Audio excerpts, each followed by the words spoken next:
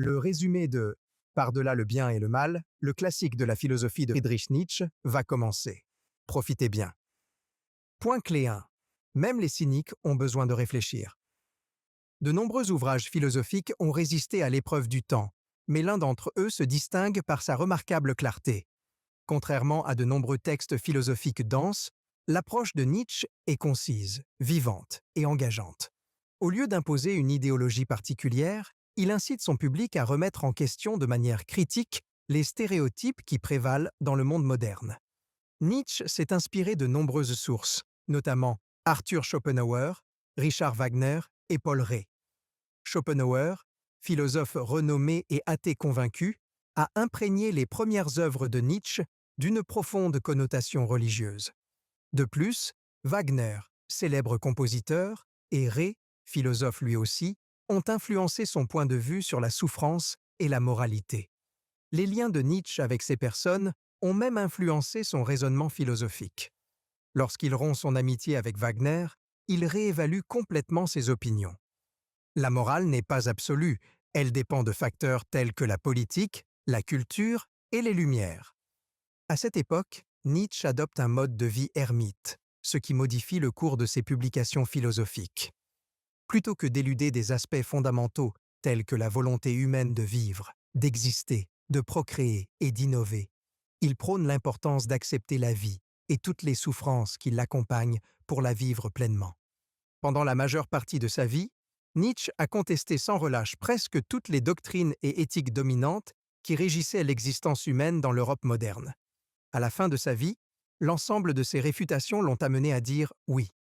Oui à la vie, à ses difficultés, aux disparités entre les couches sociales, à la douleur et à l'inévitabilité d'une vie triste. Nietzsche a été largement reconnu comme un penseur exceptionnel.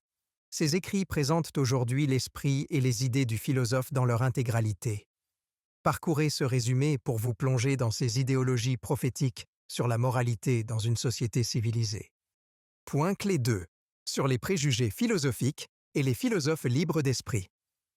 Les philosophes ont l'habitude de façonner la vie à leur image et d'imposer leur vision à leurs disciples. Nietzsche, par exemple, considérait le stoïcisme comme une forme de tyrannie auto-imposée, ignorant l'importance de la passion et de la douleur personnelle. Pour lui, il s'agit d'une forme d'humiliation de soi, qui ne sert qu'à afficher sa supériorité et son pouvoir sur les autres. Les philosophes construisent des châteaux en Espagne sous prétexte de formuler des théories plausibles. Cependant, lorsqu'ils reviennent parfois à la réalité, ils apportent de nombreuses questions auxquelles il aurait été possible de répondre en quelques mots. Pour Nietzsche, les philosophes tentent de préserver leur position, et son opinion est compréhensible si l'on considère le regard qu'il porte sur ses prédécesseurs et pairs intellectuels. Par exemple, il pensait que plusieurs philosophes justifiaient indirectement les criminels dans leurs œuvres. Pourquoi ? La philosophie exige une approche globale de toutes les activités humaines, y compris les aspects moraux et immoraux. Les penseurs se taillent une place en défendant l'un ou l'autre camp, mais certains philosophes plongent dans le royaume des esprits corrompus, rationalisant leurs actions. Contrairement à la croyance populaire, la soif de connaissance est différente de la philosophie. Dans le cadre de la classe philosophique, Nietzsche a eu quelques réflexions sur l'humanité. En somme, il ne cache pas sa désapprobation de la société. Selon lui, les individus évitent d'affronter les difficultés de la vie, en particulier la souffrance. Au contraire, ils l'évitent et s'empêchent ainsi de devenir des êtres complexes. Par exemple, il affirmait que l'individu moyen adopterait volontiers des dogmes sur l'existence de Dieu et la manière dont il interagit avec les humains, avec toute leur construction stéréotypée. Pourtant, cette même personne saisit toutes les occasions de mal interpréter, par exemple, les Écritures, pour les adapter à son point de vue, au lieu d'adopter les enseignements tels qu'ils sont. Nietzsche s'est fait le champion de l'autonomie humaine, insistant sur le fait que les barrières de la moralité ne devraient pas entraver le voyage d'une personne vers la découverte de soi et l'épanouissement. De plus, il soutient que la recherche de la vérité est futile pour les penseurs, les observateurs naïfs, les moralistes et l'humanité. Selon lui, la vérité est subjective et alignée sur les croyances individuelles. Malgré ces notions radicales, ses idées n'ont été que peu reconnues de son vivant. S'il avait prévu l'étendue de son influence posthume, il aurait peut-être abordé ses opinions avec une touche de conservatisme. Point clé 3. Celui qui a rationalisé le ciel.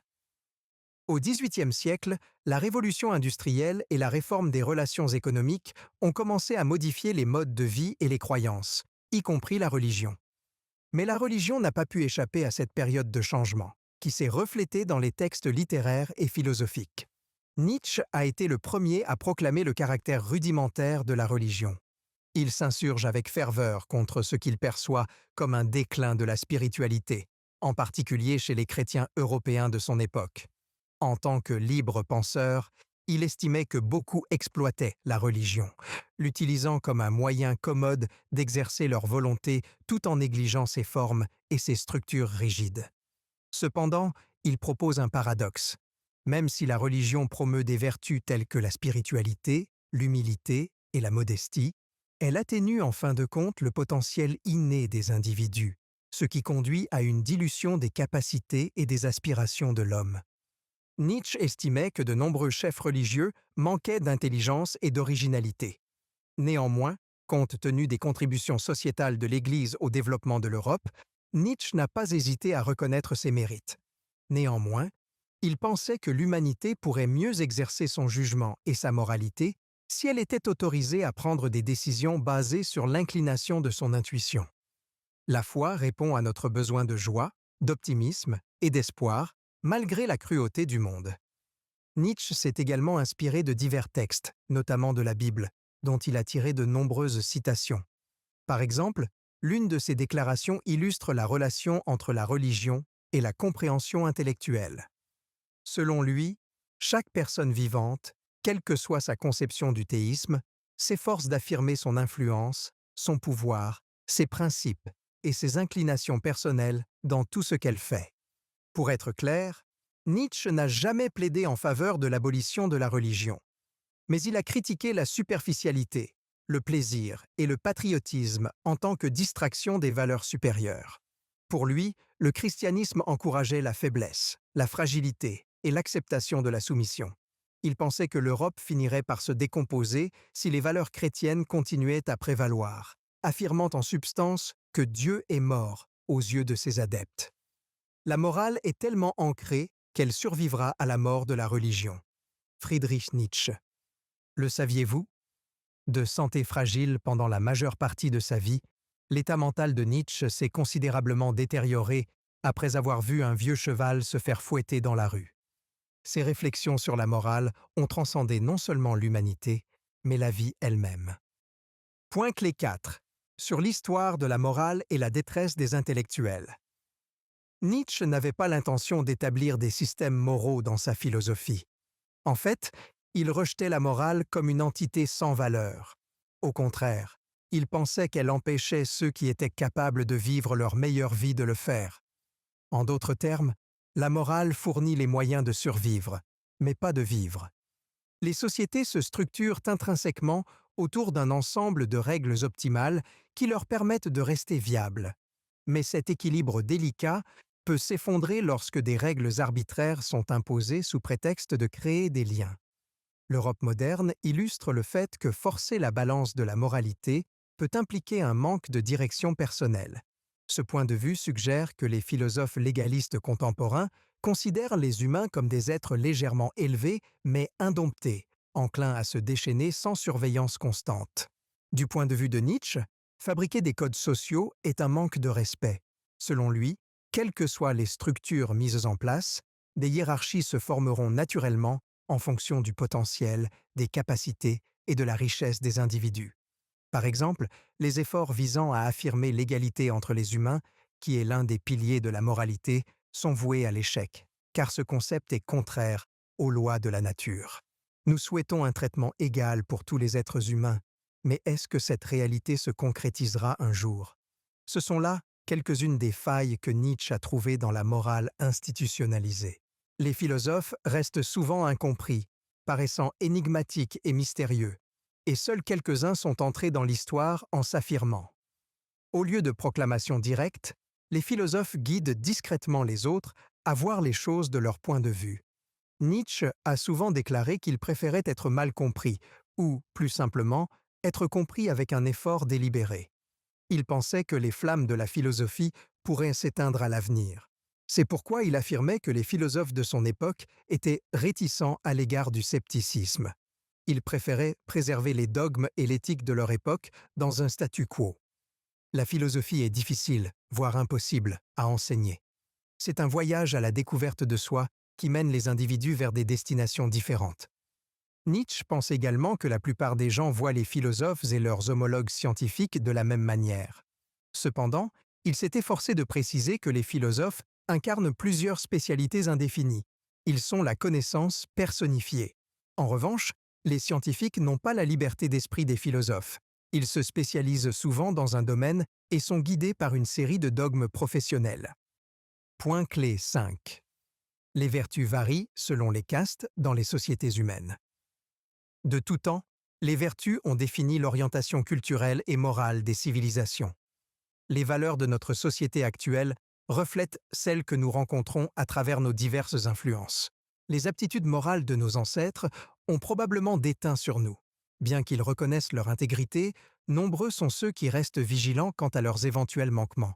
C'est pourquoi Nietzsche conseille à une âme vertueuse d'éviter de faire sentir aux moins moraux leur manque de moralité. La vertu peut être collective ou individuelle. Dans un comité des personnes, la valeur collective l'emporte sur les préférences individuelles. Perché sur son tabouret philosophique, Nietzsche affirme qu'être vertueux pourrait être contre-productif. Il affirme que certains rôles nécessitent l'assurance d'une bête brute pour forcer les gens à s'aligner sur vos objectifs. Un dictateur militaire, par exemple, ne peut se permettre d'être favorable à la vertu, car cela reviendrait à nier sa cause et son objectif. Nietzsche étend cette notion au rôle des hommes et des femmes et à l'égalité. Il parle de la façon dont les femmes sont poussées à chercher à faire carrière pour elles-mêmes et à se construire une image respectueuse. Bien qu'elles aient été écrites au XIXe siècle, les œuvres de Nietzsche semblent prophétiques et préfigurent l'émancipation des femmes du XXIe siècle, qui jouissent aujourd'hui de droits et d'opportunités accrues grâce aux efforts de leurs anciens défenseurs et à leurs propres actions. Ce changement est probablement le fruit de la prédominance de la démocratie dans pratiquement tous les coins du monde moderne. Mais ne vous laissez pas abuser par cette remarque. Nietzsche était un misogyne convaincu. Pour lui, les tentatives d'émancipation des femmes étaient risibles, et leur refus d'agir de manière charmante était presque offensant. En parlant de politique, Nietzsche a examiné de près la façon dont les démocraties européennes du XIXe siècle traitèrent les Juifs. Il révèle ainsi l'existence d'une vertu collective, c'est-à-dire d'une norme éthique que défend un groupe de personnes. Nietzsche reconnaît que la présence des Juifs dans les pays européens présente des avantages, en particulier pour les intellectuels comme lui, car ils apportent un afflux de perspectives culturelles diverses sur la vie. Cependant, il admet également que l'allemand moyen de l'époque était hostile aux Juifs et pense que les politiciens allemands auraient pu réduire les frictions en régulant l'afflux de Juifs, comme l'ont fait certains pays européens. L'amour transcende toutes les classifications morales. Il n'est ni bon ni mauvais, mais il est, et c'est là son pouvoir. Friedrich Nietzsche. Point clé 6. La mystérieuse étiquette de la noblesse. Les fluctuations du pouvoir ont toujours été à l'origine de bouleversements historiques, qui ont malheureusement souvent entraîné la répression d'un groupe et l'ascension d'un autre. Cette situation perpétue à son tour l'appauvrissement des moins privilégiés, car des entités telles que les oligarchies exercent une influence durable. Même si la société a progressé et que l'esclavage a été aboli, l'ordre des subversions subsiste, bien que sous des formes subtiles. Il est toutefois intéressant de noter que Nietzsche et les penseurs qui lui ressemblent voyaient des indices de cette évolution comme étant la voie à suivre pour l'humanité. Nietzsche ne pensait pas que les injustices brutales qui frappaient et frappent encore les sociétés résultaient de la non-civilisation. Au contraire, il affirme que les oligarchies sont le tissu même de la société, qu'il faut contrôler et empêcher de basculer vers l'anarchie. À la recherche d'une règle générale de moralité qui s'applique à la société humaine, Nietzsche a découvert qu'il n'existait pas de vertu qu'il pouvait qualifier de définitive dans la moralité. Néanmoins, il a classé la plupart des vertus en deux catégories, celles qui sont orientées vers le maître et celles qui sont orientées vers le serviteur. Dans toutes les conditions, indépendamment de l'époque et de la civilisation, Nietzsche pense que la moralité est l'une ou l'autre de ces deux catégories. Par exemple, la morale orientée vers le maître comprend la force, l'ambition, l'audace et l'ouverture d'esprit. Elle va au-delà des simples termes de bien et de mal. Nous devrions chérir le premier et éradiquer le second. Pour Nietzsche, les personnes nobles et puissantes dirigent la morale orientée vers le maître, tandis que les personnes faibles, lâches et étroites d'esprit sont liées à la morale orientée vers le serviteur. Ces serviteurs ne cherchent pas à correspondre à leur maître par le développement, mais souhaitent vilipender toutes les vertus créées par ces derniers.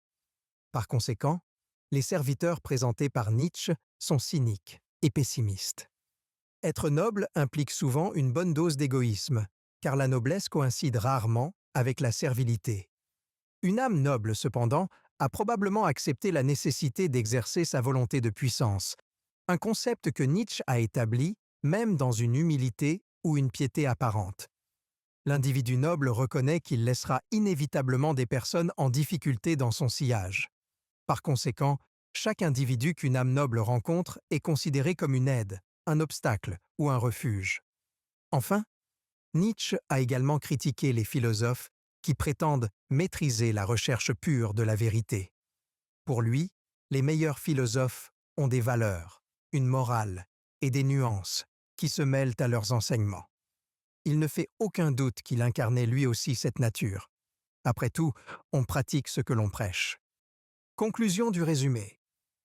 En ce qui concerne le moi, Nietzsche a critiqué la philosophie pour son incapacité à saisir la conscience et la moralité. Il pense que l'homme oscille entre choix et destin, remettant en cause le libre arbitre. En ce qui concerne la valeur, il a découvert que la morale varie en fonction de la culture, de la situation géographique, de l'époque et de l'éveil de l'esprit. Ce changement constant dans le paradigme de la moralité l'a amené à se demander pourquoi nous défendons ces principes avec tant d'acharnement. En ce qui concerne la souffrance et l'empathie, Nietzsche a mis en évidence l'instabilité de la bonté, des valeurs et de la morale.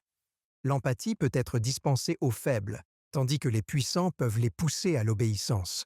Pour lui, la souffrance est un privilège qui conduit à un objectif de vie plus organique et plus mûr. En ce qui concerne la religion, Nietzsche est à l'origine de la célèbre phrase « Dieu est mort », qui a été adoptée par de nombreux athées du XXIe siècle. Cependant, nombreux sont ceux qui ont cité cette phrase hors de son contexte. La version complète est « Dieu est mort, et c'est nous qui l'avons tué », ce qui implique une perception erronée de la divinité. Une histoire raconte qu'une chrysalide s'efforçait d'échapper à son cocon et d'éclore en un magnifique papillon. Dans le jardin où cette transition était sur le point de se produire, le propriétaire du jardin remarqua la lutte et aida le papillon à émerger. Cependant, le papillon mourut peu après. L'ami du jardinier, un biologiste, expliqua plus tard que son intervention au cours de la phase symbolique du développement du papillon lui avait probablement fait perdre son pouvoir inné et sa volonté de vivre. Nietzsche a formulé cette même idée dans son concept de volonté de puissance.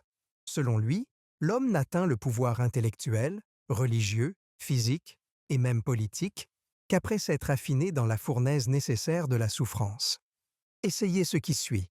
Regardez l'épisode de la série Génie des temps modernes consacré à Friedrich Nietzsche pour explorer plus en détail son personnage controversé. Étudiez les philosophies de base d'autres nihilistes et existentialistes célèbres tels que Søren Kierkegaard, Jean-Paul Sartre et Friedrich Heinrich Jacobi pour vous forger votre propre opinion. Résumé fini. Prenez le temps de l'évaluer afin que nous puissions vous aider à vous développer de la meilleure façon possible.